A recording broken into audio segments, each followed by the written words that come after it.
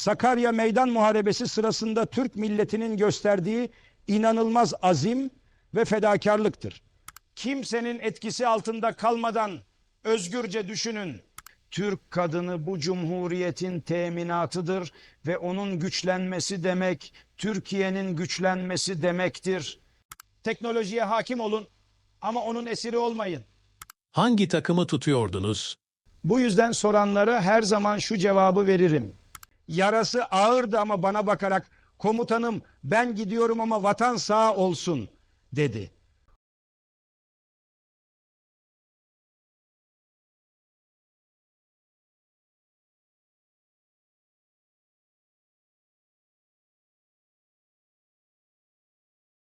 Paşam hoş geldiniz. Programımızın ilk konusunuz. Şu an karşımızda kaç yaşındaki Mustafa Kemal oturuyor? Hoş bulduk evlat, güzel bir sohbet olacağını düşünüyorum. Karşınızda 53 yaşındaki Mustafa Kemal oturuyor. Cumhuriyetimizin 11. yılındayım.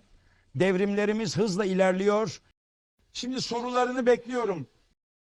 Cumhuriyeti ilan ederken en büyük zorluk neydi? Evlat, en büyük zorluk eski zihniyetle mücadele etmekti. Cumhuriyet yalnızca bir yönetim değişikliği değil, bir zihniyet devrimiydi. Yüzyıllardır saltanat ve hilafetle yönetilen bir millete egemenliğin artık yalnızca millete ait olduğunu anlatmak kolay olmadı. Eski düzenin ayrıcalıklarını kaybetmek istemeyenler direndi. Meclis içinde ve dışında çeşitli engellemelerle karşılaştık. Fakat milletimin ferasetine güveniyordum.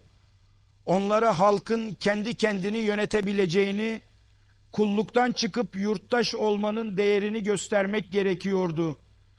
Zorluklara rağmen milletin desteğiyle bu büyük adımı attık. Bugün hala dimdik ayakta olan Cumhuriyet, o kararlılığın bir eseridir. Eğitim reformlarını yaparken hangi engellerle karşılaştınız? En büyük engel cehaletti. Sadece okuma yazma bilmeyen halkın cehaleti değil, asıl tehlikeli olan, öğrenmeye ve değişime kapalı olan zihniyetin cehaletiydi. Yüzyıllardır medrese eğitimiyle şekillenen bir toplum vardı. Yeni nesillerin akılcı, bilimsel ve çağdaş eğitim almasını sağlamak için köklü değişiklikler yapmak gerekiyordu. Tevhidi Tedrisat Kanunu'nu çıkardık, medreseleri kapattık ve eğitimi devletin tekeline aldık. Ancak bu karar eski düzenin savunucuları tarafından hoş karşılanmadı. Bir de öğretmen eksikliği büyük bir sorundu. Yeni nesli çağdaş bir anlayışla yetiştirecek öğretmenler yetiştirmek için Gazi Eğitim Enstitüsü ve köy enstitüleri gibi kurumların temelini attık. Millet mektepleriyle halkı okur yazar yapmaya çalıştık. Ama unutma evlat, eğitimin önündeki en büyük engel değişime direnen zihniyettir. O yüzden eğitimde reform bir defa yapılmaz. Sürekli devam eder. Eğer bugün hala eğitimin geliştirilmesi tartışılıyorsa bilinmelidir ki Cumhuriyet'in en büyük meselesi budur. Günümüz Türkiye'sini görseydiniz en çok neyle gurur duyardınız? Evlat, şunu bil ki ben bu millete hep inandım. Eğer bugün burada olsaydım ve Türkiye'nin geldiği noktayı görseydim, en çok Türk milletinin hala ayakta oluşuyla, Cumhuriyete ve bağımsızlığına sahip çıkmasıyla gurur duyardım. Bugün bilimde, sanayide, sporda, sanatta büyük başarılar kazanan Türk evlatlarını görmek beni mutlu ederdi. Kadınların hayatın her alanında aktif roller üstlendiğini görmek de en büyük ideallerimden biriydi. Eğer bunu başardıysanız ne mutlu. Ama şunu da sorarım evlat. Millet iradesi hala en üstün güç mü? Akıl ve bilim rehberiniz mi? Cumhuriyetin değerlerine yeterince sahip çıkıyor musunuz? Eğer bunlar yerindeyse rahat uyuyabilirim. Eğer değilse unutmayın ki her Türk genci bir Mustafa Kemal olmak zorundadır. Harf devrimini yaparken halkın tepkisi nasıldı? Halkın tepkisi karışıktı. Kimileri büyük bir heyecanla karşıladı, kimileri ise alışmakta zorlandı. Ama şunu bilmelisin, Türk milleti aklı selim bir millettir. Eğer bir işin faydasını görürse ona sahip çıkar.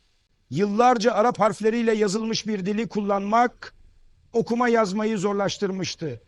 milletin yalnızca %10'u okur yazardı.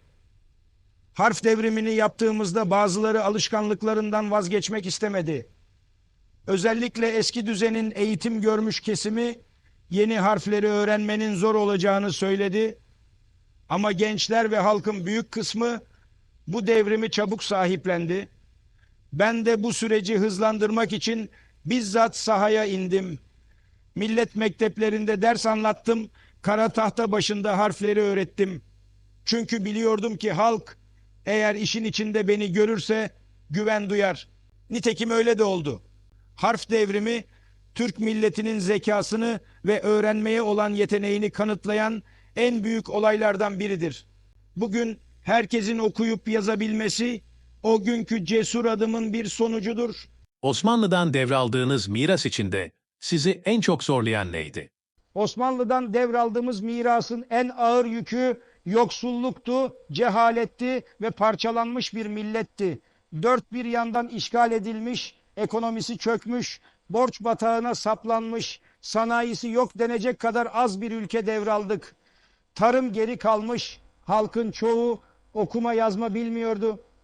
Üstelik millet yüzyıllarca bir hanedanın yönetimi altında yaşamış, kendi kaderini tayin etmeye alışkın değildi. Ama en zoru neydi biliyor musun? Millete özgüven kazandırmak. Çünkü bir dönem öyle bir hale gelmiştik ki bizden adam olmaz diyenler bile vardı. Oysa ben bu milletin ruhunda neler olduğunu çok iyi biliyordum. Onlara inandım, mücadele ettim ve gösterdim. Türk milleti bağımsız yaşayacak, kendi geleceğine kendisi karar verecektir. Savaş meydanlarında en zor anınız neydi? Evlat, savaş meydanında geçen yıllarımda nice zor anlar yaşadım. Ancak içlerinden birini seçmem gerekirse Çanakkale'de Conk Bayırı'nda yaşadığım anı unutamam. 1915'te düşman kuvvetleri Conk Bayırı'na ilerlerken birliklerimizi toparlamam gerekiyordu. O sırada bir şarapnel parçası tam göğsüme isabet etti. Eğer saatimin kösteği olmasaydı belki de burada seninle konuşamıyor olacaktım. Saatim paramparça oldu ama ben dimdik ayakta kaldım. İşte o an ölümün bu kadar yakın olduğunu hissettim ama asıl önemli olanın milletin kurtuluşu olduğunu düşündüm.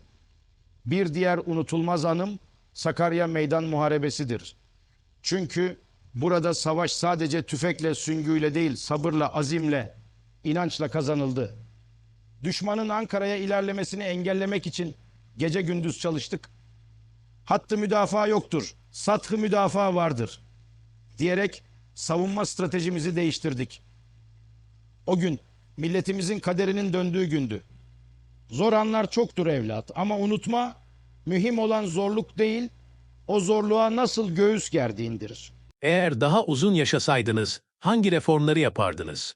Eğer ömrüm yetseydi tamamlamak istediğim birçok iş vardı. Cumhuriyetin temellerini sağlam attık ama asıl mesele onu sürekli geliştirmekti. Gelecek nesillerin bu temeli daha da güçlendirmesi gerekiyordu. Öncelikle eğitimde devrimleri daha da ileri götürmek istiyordum. Köy enstitülerini daha yaygın hale getirerek özellikle Anadolu'da cehaleti tamamen ortadan kaldırmak en büyük hayalimdi. Çünkü bilirim ki eğitim olmadan hiçbir devrim kök salamaz. Ekonomide tarımı ve sanayiyi güçlendirecek yeni projeler yapacaktım. Türkiye'yi kendi kendine yeten, üreten, kalkınan bir ülke haline getirmek istiyordum. Sanayi yatırımlarına hız vermek, özellikle demir, çelik, otomotiv ve teknoloji alanlarında Türkiye'yi lider yapmak önemliydi. Dış politikada Balkanlar ve Orta Doğu'da güçlü ittifaklar kurmaya devam edecektim. Türkiye'yi bölgesinde barışın ve istikrarın teminatı haline getirmek istiyordum. Bir de kadın haklarını daha da ileri taşımak önemliydi. Kadınların siyasette, iş hayatında ve toplumda daha güçlü yer almasını sağlayacak düzenlemeler yapmayı düşünüyordum. Özetle Cumhuriyet'in fikri ve ekonomik temelini daha da sağlamlaştırmak için mücadeleye devam ederdim. Ama benim ömrüm yetmese de bu vazife sizin evlat. Unutmayın, Cumhuriyeti korumak kadar onu geliştirmek de sizin görevinizdir. Kurtuluş Savaşı'nda sizi en çok etkileyen olay neydi? Kurtuluş Savaşı boyunca birçok unutulmaz an yaşadım. Ancak beni en çok etkileyen olay, Sakarya Meydan Muharebesi sırasında Türk milletinin gösterdiği inanılmaz azim ve fedakarlıktır. O günlerde ordumuz yorgundu. Askerimiz bazen ekmeksiz, bazen mermisizdi. Düşman Ankara'ya doğru ilerliyordu. Eğer kaybetseydik sadece bir savaşı değil, vatanı da kaybedecektik. İşte tam o noktada milletimizin sarsılmaz iradesi devreye girdi. Kadınlarımız, yaşlılarımız, gençlerimiz ellerinde ne varsa cepheye taşıdı. Askerimiz aç susuz da kalsa ya istiklal ya ölüm diyerek sonuna kadar savaştı. Bir anı hiç unutamam. Cephede yaralanan bir Mehmetçik yanıma getirildi.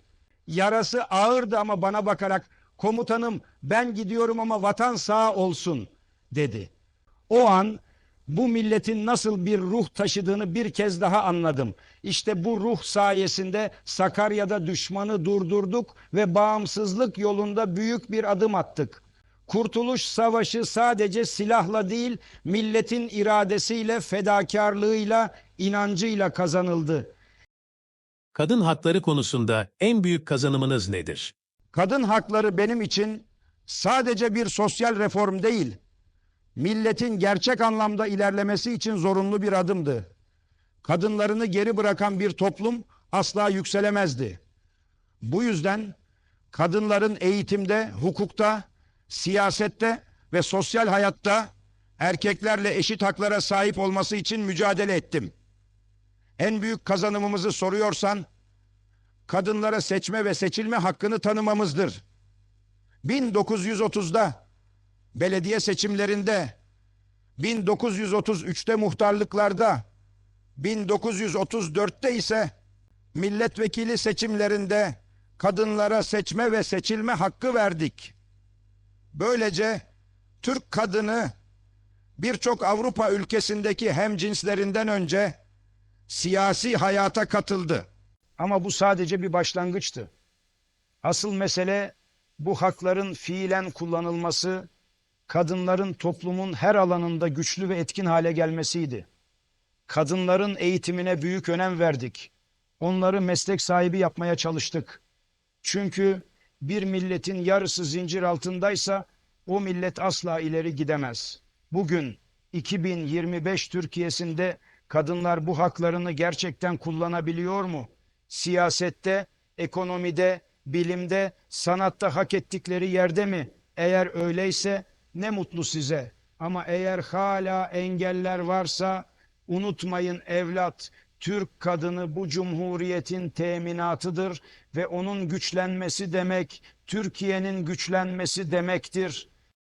Ekonomik bağımsızlık sizin için neden bu kadar önemliydi?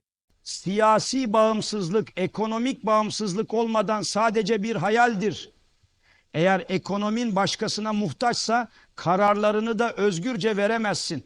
İşte bu yüzden tam bağımsızlık için ekonomik bağımsızlık şarttır dedik ve bunu Cumhuriyet'in temel ilkelerinden biri haline getirdik. Osmanlı'dan devraldığımız ekonomi tam bir felaketti. Sanayi yoktu, dış borçlar ağırdı, üretim yetersizdi ve yabancı şirketler ülkenin kaynaklarını sömürüyordu. İşte bu yüzden 1923'te İzmir İktisat Kongresi'ni topladık. Dedik ki kendi kaynaklarımızı kendimiz işleyeceğiz, üretimimizi artıracağız, milli sanayimizi kuracağız. Bu doğrultuda Türkiye'nin kendi kendine yeten bir ülke olması için büyük adımlar attık. Sanayi ve tarımı güçlendirmek için devlet yatırımları yaptık. Şeker fabrikaları, demir çelik tesisleri, Sümerbank ve Etibank gibi kurumları kurduk. Kapitülasyonları kaldırarak ekonomik egemenliğimizi pekiştirdik. Ama unutma evlat, ekonomik bağımsızlık sürekli korunması gereken bir şeydir. Eğer bugün dış borçlara, ithalata ya da yabancı sermayeye aşırı bağımlı hale gelirseniz ekonomik özgürlüğünüzü kaybedersiniz. Türkiye'nin kendi üreten, kendi kalkınan ve kendi geleceğini belirleyen bir ülke olması şarttır. Bunu koruyabildiniz mi? İşte asıl mesele budur. Sanat ve kültüre bu kadar önem vermenizin nedeni nedir? Sanat ve kültür bir milletin ruhudur. Eğer bir milletin sanatı, kültürü, edebiyatı güçlü değilse o millet eksik kalır. Teknoloji ve ekonomi ne kadar gelişirse gelişsin, eğer milli kültürünü kaybedersen başka milletlerin gölgesinde yaşamaya mahkum olursun. Benim hedefim Türk milletinin sadece askeri ve siyasi zaferlerle değil, kültür ve sanatla da yükselmesiydi. Çünkü bir milletin büyüklüğü yalnızca ordusunun gücüyle değil, fikriyatının, sanatının, estetik anlayışının derinliğiyle de ölçülür. Bu yüzden sanatı ve kültürü geliştirmek için büyük adımlar attık. Türk Dil Kurumu ve Türk Tarih Kurumu'nu kurduk. Çünkü önce dilimizi ve tarihimizi doğru bilmeliydik. Halkevleri ve köy enstitülerini açarak sanatın ve eğitimin Anadolu'nun her köşesine yayılmasını sağladık. Opera, tiyatro, müzik ve resim gibi alanlara destek verdik. Ankara'da ilk konservatuvarı kurduk. Sanatsız kalan bir milletin hayat damarlarından biri kopmuş demektir dedim ve sanatçılarımızı teşvik ettim. Bugün 2025 Türkiye'sinde sanata ve kültüre gereken değer veriliyor mu? Sanatçılar özgürce üretebiliyor mu? Halk sanata ilgi duyuyor mu? Eğer sanatı ihmal ederseniz bir gün farkına varmadan başkalarının kültürüne özenen, kendi kimliğini kaybeden bir toplum haline gelirsiniz. Sanat bir milletin hafızasıdır evlat. Bugünkü teknoloji ve dijital çağ hakkında ne düşünüyorsunuz? Eğer bugün yaşasaydım teknolojiyi en iyi şekilde kullanmayı ve Türkiye'yi bu alanda öncü yapmayı hedeflerdim. Çünkü teknoloji çağın en büyük gücüdür. Sanayi devrimi nasıl dünyayı değiştirdiyse bugün de dijital devrim her şeyi yeniden şekillendiriyor. Cumhuriyeti kurarken bilimi ve aklı rehber edindik. Bugün de teknoloji bilimin en güçlü yansımasıdır. Eğer doğru kullanılırsa milletleri ileri götürür. Yanlış kullanılırsa bağımlı hale getirir. Özellikle şu konular üzerinde dururdum. Türkiye'nin kendi teknolojisini üretmesi ve dışa bağımlı olmaması için yatırımlar yapardım. Eğitimde dijital araçları kullanarak yeni nesilleri çağın gereklerine göre yetiştirirdim. Savunma sanayisinde yerli üretimi destekler, milli güvenliği teknolojiyle güçlendirirdim. İnternetin, sosyal medyanın ve yapay zekanın toplum üzerindeki etkilerini dikkatle inceler, milletin bilgiye ulaşımını kolaylaştırırken dezenformasyona karşı da tedbirler alırdım. Ama unutma evlat, teknoloji bir araçtır, amaç değildir. Eğer millet teknolojiyi sadece tüketen bir topluluk haline gelirse asıl üretenler tarafından yönetilmeye mahkum olur. Bugün Türkiye teknolojinin efendisi mi yoksa onun kölesi mi? İşte asıl mesele budur. Lozan Antlaşması'nı en büyük diplomatik zaferiniz olarak görüyor musunuz? Lozan Antlaşması sadece benim değil, Türk milletinin en büyük diplomatik zaferlerinden biridir. Çünkü bu antlaşma Mondros ve Sevr gibi yok oluş belgelerini tarihin çöplüğüne atmış, Türk milletinin bağımsız bir devlet olarak varlığını kabul ettirmiştir. Biz Lozan'a giderken masada kaybedilecek bir vatan olmadığını, sahada kazandığımızı diplomasiyle perçinlememiz gerektiğini biliyorduk. İsmet Paşa başkanlığındaki heyet büyük baskılara rağmen tam bağımsızlık ilkelerinden taviz vermedi. Kapitülasyonları kaldırdık, ekonomik bağımsızlığımızı kazandık ve Sevr'i tarihe gömdük. Ama şunu unutma evlat, Lozan sadece bir başlangıçtı. Bir milletin bağımsızlığı imzalarla değil, onu koruma iradesiyle yaşar. Eğer bugün ekonomik, siyasi ya da askeri bağımsızlığınızı koruyamıyorsanız, Lozan'ın kazanımları tehlikeye girebilir. Unutmayın, bağımsızlık sürekli muhafaza edilmesi gereken bir değerdir. Eğer millet Lozan'ın ruhuna sahip çıkıyorsa, işte o zaman asıl zafer kazanılmış demektir. Sizinle çalışmış olanlardan en çok kimi takdir ediyorsunuz? Evlat cumhuriyeti ve bağımsızlığı tek başıma kazanmadım. Bu büyük mücadelede yanımda nice vatansever, fedakar insan vardı. Ancak içlerinden bazıları var ki gösterdikleri azim ve vatan sevgisiyle her zaman takdir ettiğim isimler oldular. İsmet İnönü hem savaş meydanında hem de diplomasi masasında en büyük destekçilerimdendi. Lozan'da Türk milletinin hakkını sonuna kadar savundu.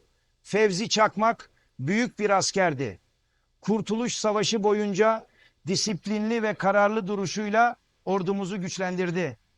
Kazım Karabekir Doğu cephesinde büyük işler başardı ve doğudaki halkın güvenliğini sağlamada önemli bir rol oynadı.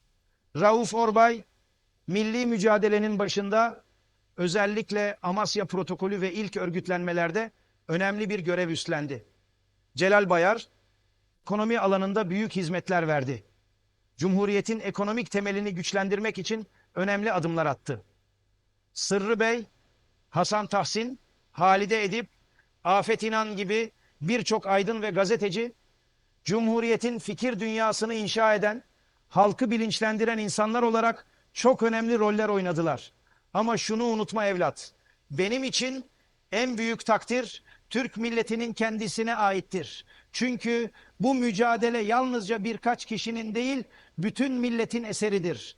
Eğer 2025'te hala Cumhuriyet dimdik ayakta ise işte en büyük takdiri hak eden halktır.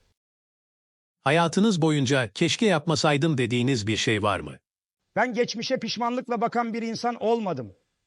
Çünkü her kararımı, her adımımı milletim için akıl ve bilim rehberliğinde attım. Ancak şunu söylemeliyim. Keşke ömrüm daha uzun olsaydı da Cumhuriyeti ve devrimleri daha da sağlam temellere oturtabilseydim. Bazı kararları daha erken almak mümkün olabilirdi. Özellikle eğitim ve ekonomik reformları daha ileri götürmek, Türk milletinin çağdaş uygarlık seviyesine daha hızlı ulaşmasını sağlamak isterdim.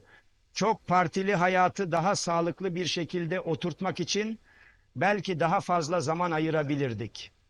Ama şunu bil evlat, hiçbir mücadele hatasız olmaz. Önemli olan hatalardan ders almak ve milletin yararına hareket etmektir. Eğer bugün hala Cumhuriyet yaşıyor, milletimiz ilerliyorsa demek ki attığımız temeller sağlamdır. Bu yüzden keşke yapmasaydım diyeceğim bir şey yoktur. Ama keşke daha fazlasını yapmaya ömrüm yetseydi. İşte bu içimde ukde kalan tek şeydir. Şimdi bu vazife sizde, Cumhuriyet sizlere emanettir. Bugünkü gençlere hangi tavsiyelerde bulunurdunuz? Evlat, bugünün gençleri yarının Türkiye'sidir. Şimdi bugünkü gençlere vereceğim bazı tavsiyeleri iyi dinleyin. Fikrinizi hür, vicdanınızı temiz tutun.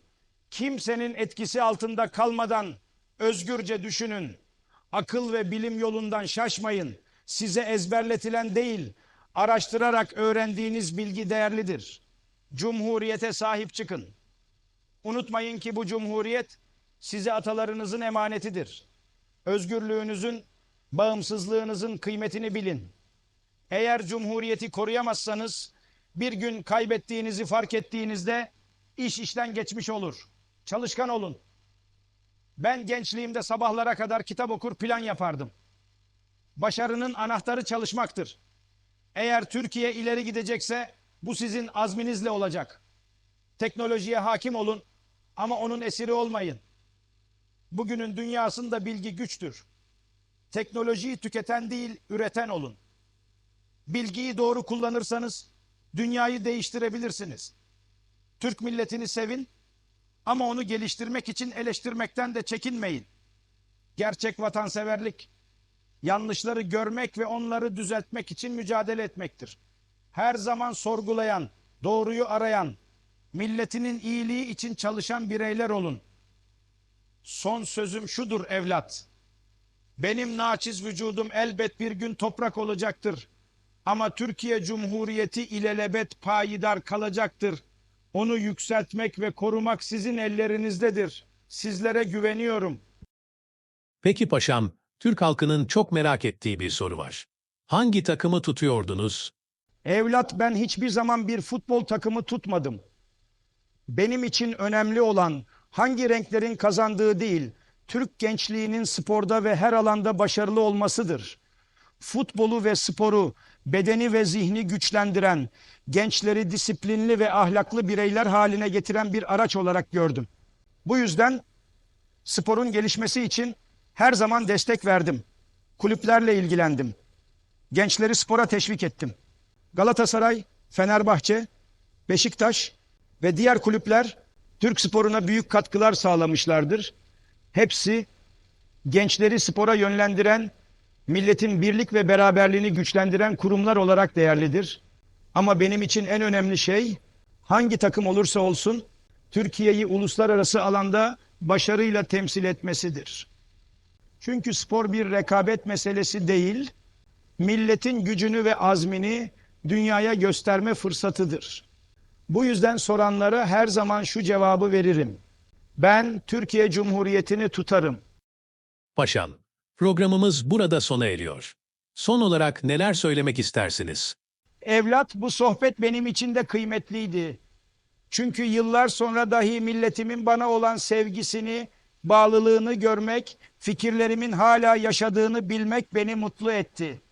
Şunu unutmayın, Türkiye Cumhuriyeti'ni sizlere emanet ettim. Onu koruyacak, yüceltecek olan sizlersiniz. Eğer bir gün bu cumhuriyetin temel değerleri sarsılmaya çalışılırsa, eğer akıl ve bilim yolundan sapılırsa, benim sözlerimi, mücadelemi hatırlayın. Benim size son sözüm şudur: muhtaç olduğunuz kudret damarlarınızdaki asil kanda mevcuttur. Her zaman fikri hür, vicdanı hür, irfanı hür bireyler olun. Çalışın, üretin, sorgulayın ve en önemlisi milletinize, vatanınıza sahip çıkın. Programınızda bana yer verdiğiniz için teşekkür ederim evlat. Ne mutlu Türk'üm diyene.